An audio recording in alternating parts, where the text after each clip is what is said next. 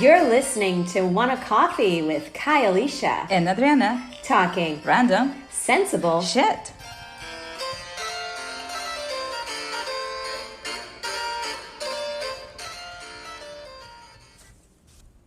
So we're back with another episode, and one of the, I feel like, pending topics, at least not pending, but trending topics that have been circulating in the media, particularly too in the U.S. media, is TikToks. And I know, Adriana, you had been wanting to talk about this for a while, and I don't have a TikTok account. I don't really know anything about TikToks. But you mentioned talking about it a couple of weeks ago, and I was like, why? And then... Yeah, the whole video about this guy shooting himself on Facebook Live, apparently, and that video, as gruesome as it was uploaded into TikTok, and it was on everyone's feed. Yeah. Like whether you're looking for it or not, like you maybe like plants, you maybe like sounds, you maybe like whatever it was on your feed. People, they don't know why. It was like just for you, like this special arrangement of videos are for you, and then suddenly you will see the video of this guy shooting himself. And the worst part is not only grown-ups use TikTok. We're talking about kids that they watch that video, and then some twisted person, what he did was put this video in the middle of another one. So someone was thinking that they were watching an innocent cat video, and then suddenly it was like the video of this guy, and it was so suddenly and so fast that you couldn't even have the chance to change to turn off the app or whatever. You just have to say it, and people that will say that it was super worrisome and it was traumatizing. Especially imagine if someone that is triggered by violence or suicide will watch that would have been devastating for them. Or you just don't want a 5-year-old kid watching that and wondering what is that. So yes, I think TikTok, it's controversial in so many ways. Like you hear about it, Trump trying to shut down the app and telling other developers, hey, you have to do something like an alternative to Trump. And everyone will say, oh, is this political? Is this just out of spite that he's doing that because he's so popular in the States? So yeah, so many things. It's so popular everywhere. But yeah, in the States, obviously, and all those little TikTok dances. I as disgusting as it sounds, I looked for that video. I wanted to find that video. I know I sound like a really weird person at the moment. Not that I wanted to watch it, but just like I wanted to, not because I probably wouldn't be able to get through it. You know what I mean? But just the idea of like knowing that it's there. Yes. And like being like, okay, I can watch it. Already like it would make my stomach turn. Do you know what I mean? So it's like, oh gosh, it sounds really bad. It's almost like eating the idea of eating something really spicy. Mm-hmm. I kind of like to know that like I can access it. It's in the house or something, but I don't necessarily eat it. So I was looking for this video just to, I guess, maybe also to like prove it to myself that this was really like a thing. And instead of finding the video, I think what freaked me out even more was that everybody who did see the video had some kind of a reaction posted about it, and they were freaked the fuck out. Like this, like I don't think I've seen so many commentaries or reviews on having watched this video, and people's like, oh my god, this was so traumatizing, nobody watched this. The kids who are as you said, thinking they're watching a cat video here, pull up and find this guy who's committed suicide. It's like, yeah, people were just talking about it, just it being like the most horrific thing to witness. And there's a lot of horrific things on the internet. Like you see, If you look for them, you exactly will find lots them. of horrific things. But the fact that I couldn't actually obtain the video said to me, like, this is so bad. Like that, like I couldn't obtain the actual video.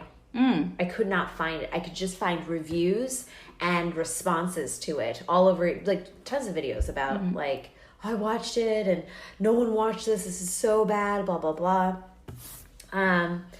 But, with Trump, it sounded like, it was more of a political thing. And it sounded like, he was worried about Chinese interference and China, the Chinese taking data, from the U.S. and other places, I guess, and no, that one. I am not going to be pro-Trump, but it has some logic. Like I was reading the review from a developer about TikTok, and what he said, it was like malware. This guy says it's an app, and whatever it was, like a really nice app and all that, but it got all your data, exactly where you are, what you're doing, your contacts, obviously access to your files, to your camera, to your microphone. I mean, you're not trying to spy on a 7-year-old, right. But at the same time, who knows, like if you're... What you're trying to do. Yes, exactly. So also the thing is that this guy, he said that he was trying to read the code of the app, like, to disassemble the app, to try to reproduce it. And he says that it's possible to do that on every app, like just like a machine, like you can ensemble it and you can rebuild it again. And he said that whenever he tried that, the app itself will reorganize itself, or the developers will, it has something like a trigger that will tell the developers in China, hey, someone is trying to do this, so wow, try not, like, do something about it. I don't know, I'm not up to the technology, but he said that. So that was super curious, because other apps can be assembled. Exactly. So there's so many things, and the other one is like, there's also to worry about is the reproduction of a stupidity. Seriously, you'll see. I was reading the list of TikTok trends for this year, and dear God, I'm afraid I feel for this generation. God. Yeah, I know. But it's like, if we get rid of TikTok, we're going to get something else that's going to be just like it, whether or not it was made in America or wherever it is made. We're going to get something like it, because that's just where we're headed. Not even where we're headed, that's where we're at. I feel like, it's just getting, I don't know, it kind of makes me depressed thinking about it, because we're becoming more and more of a remote culture. Like, it was sort of sad. I was thinking to myself, oh my gosh, we're, now that we don't live together, we almost got into just like taping remotely. And then, now we develop our marketing schedules, like, bi-weekly, but not together, and all online. Like, everything's so virtual, so disconnected, Exactly.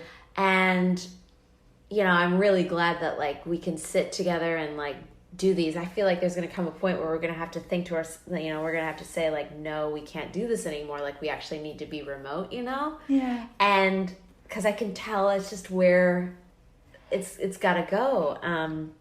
But the culture looks like that currently, and everybody's talking about AI. Everybody's talking about learning, what is it? Mandarin. Everyone's talking about like you know, moving to China. It's just because of obviously the technology, and the world is definitely shifting. It's definitely becoming different. But I wonder if, like, in history, everyone said that. Do you know what I mean? Like, everyone was like, the world is becoming different. Things are different now. The world is the worst as it has been. Like, you know, I read something, and it said that some scientists, they discovered the worst year in history to be alive, and everyone was in the comments like, 2020 now. Yeah. We get you. And they were like, no, it was at the end of the Roman Empire. And they started to say stuff about this big volcano eruption, and people that were dying, and people that were starving, and people that were sick, and a lot of social revolt and social instability. And at the same time, yeah, that sounds like 2020, but apparently We're good. people they had it worse, and the same question that you just said.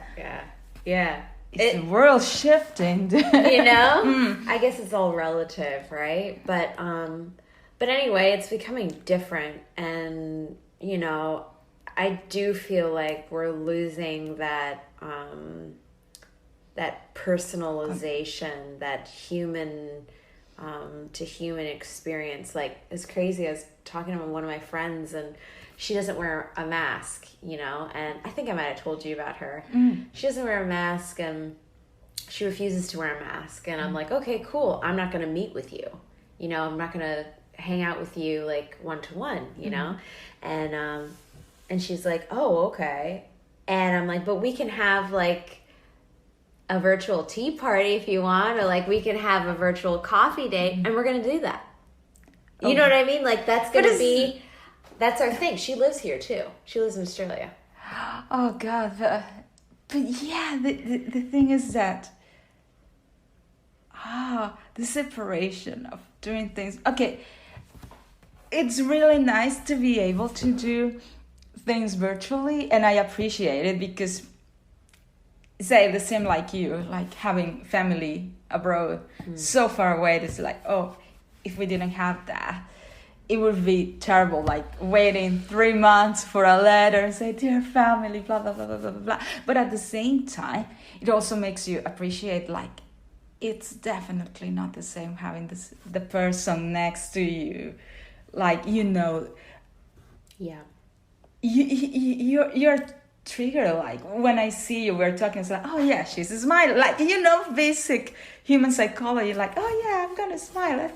I'm feeling warm, and then like, oh, my friend, she's looking so happy. It's like, it's something like that the soul needs.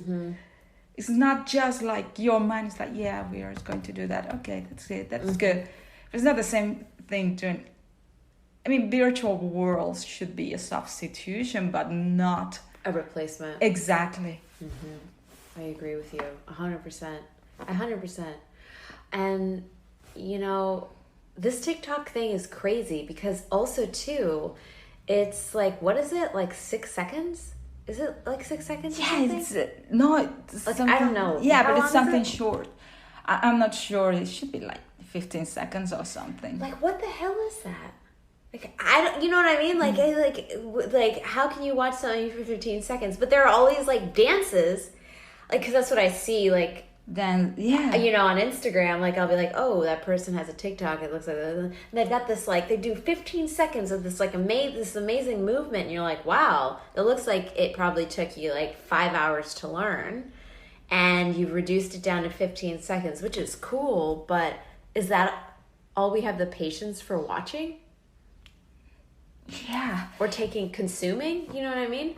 Yes, because it's just like you're scrolling. Oh, I saw that.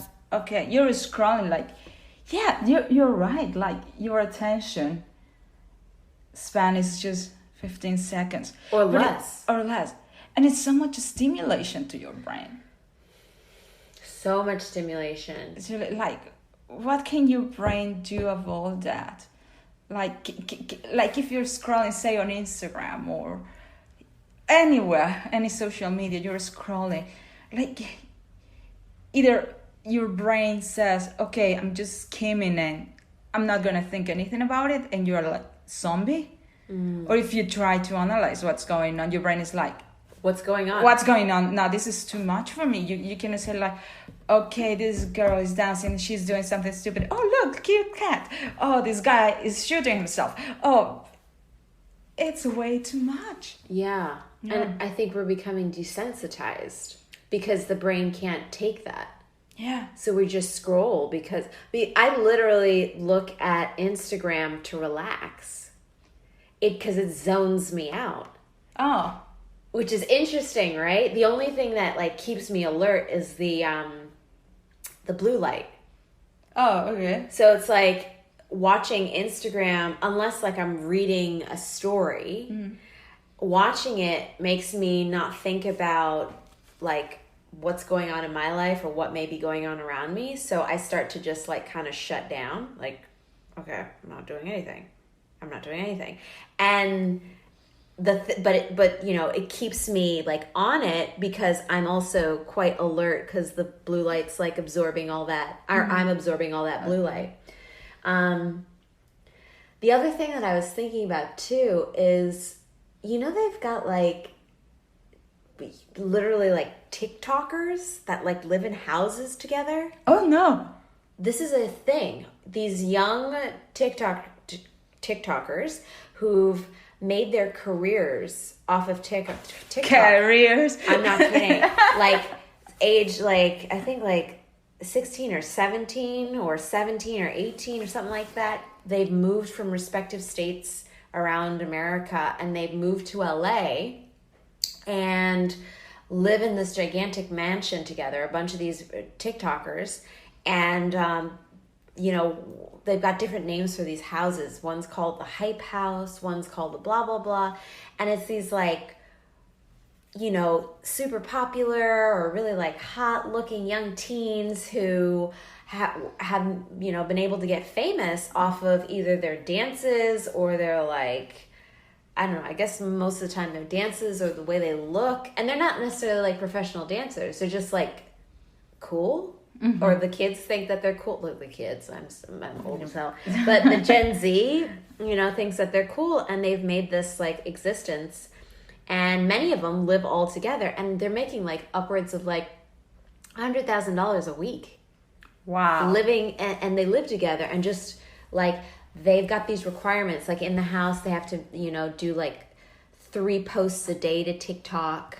And like, they've got all these, like, it's like work, you know, and then as soon as Trump released the statement saying he was going to try and ban TikTok, everyone, I mean, obviously all of Gen Z freaked out, but like, those TikTokers were like, oh my God, this is our careers. So they're all like trying to like get people on social media to like revolt, and then all of a sudden the Reels came out on Instagram. Yeah. That was like an opposition to it, you know, like, oh, this is how we're going to save things. And wasn't there something else that came out to sort of, I don't remember. But yeah, it's a whole experience of some kind, or it's a whole like movement, a whole culture. Yeah, it's culture, but the fact that it's culture, I don't know. At the same time, it's a lot of things that are happening, and it's so useless. I like, even as a form of entertainment, I consider that is not useless. That is useless, and I think like people who are entertainers at heart, like someone that has a career, it's like you look at that, it's like that kid is doing much more than I do, and he's not doing anything. It's just more like you know, it's more. Social media is like a popularity contest. It is. It really is. And but also, it's also kind of amazing because it's like, most of those TikTokers make more money than me. Actually, all of those TikTokers make more money than me. And it's like, that's amazing. I cannot believe, like, I remember thinking when Britney Spears came out, she's amazing because she can't even sing. I loved her because she was an amazing performer, and I still love Britney Spears, and I still have, like, you know what I mean? Protect Britney. But I still was like, wow, she can't sing, and, like, she's famous. That's amazing. She's, like, a singer. And she's famous and recognized for her musical ability, and people like her. That's amazing. And then here, fast forward, what, like 15 years? And you've got people who, like, in my opinion, have no talent. Could be anyone. Could be literally anyone. You know what I mean? A dog. And they're killing it. So it's sad, right? On one hand, it's like really sad and really depressing, but also it's like, it's pretty amazing. It's pretty amazing that you can be able to do nothing if you crack the code, right? If you crack this code of like what maybe you can sell, or what you can entertain, or what you can sort of you sell your life, for that matter, in a lot of respects, right? But yeah, but at the same time, okay, what I think is going to happen, like I will say, this is the boom. This is what it was supposed to happen with all this technology. Hopefully it's going to implode on itself. I hope that, but maybe mature into. Yeah, we don't know. You think it's going to mature? And what does maturity mean, though? Like, you mean like mature into something more holistic, more thoughtful, more... oh God, so many things. Like, I would like to believe that it's going to be more organized in the way you see the content. And say, for example, like in 20 years, hopefully, you can evaluate, like, there's going to be like, I mean, it goes against freedom of speech and all that, but there's got to be some agency to that, and say like, okay, this is productive, this is something that has some value, and the other thing is crap. And people will be able to say, okay, all this content, while is funny and while is entertaining for some, it's crap. So you can differentiate, because now I think everything is blurry.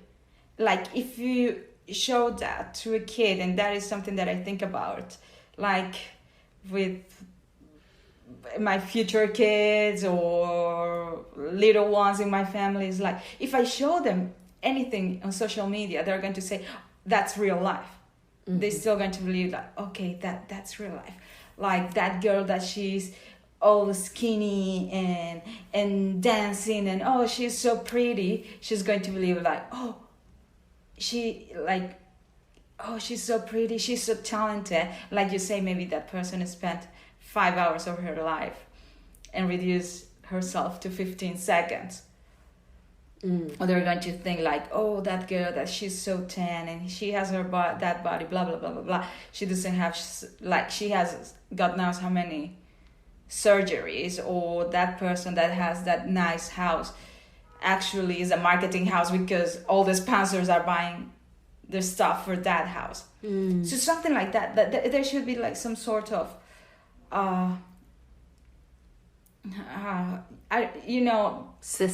system, like class things. Yes, categorize something that says like, okay, please know that this content is not true to life. They have stuff like that, I think, in Japan. Like I feel like they're more of a censorship culture. I mean, I shouldn't even say that word, because then I could say China is really like a censorship. Well, I somehow don't think that that will happen in America. And if it doesn't happen in America, I don't think it will happen in like Australia or the UK. Yeah. But then again, I'm not sure, because Australia is a socialist country in a lot of respects. So, you know, the United States, I feel like, does things, you know, not haphazardly, but like, you know, with a gun strapped on their you know, leg. You know, they're all about their rights. So we're all about our rights and convicted in that. You know? No. But I mean, like, not censorship per se, but guidelines. I don't think America likes that. Guidelines, like if you're watching, at least you know. Yeah, You're consuming, because it's like I think we're cool with that with our food, but I even think that's like a little bit like still, you know, like this is organic versus not organic. You know, like, you know, it's interesting, like what can be in America, especially like what's considered organic.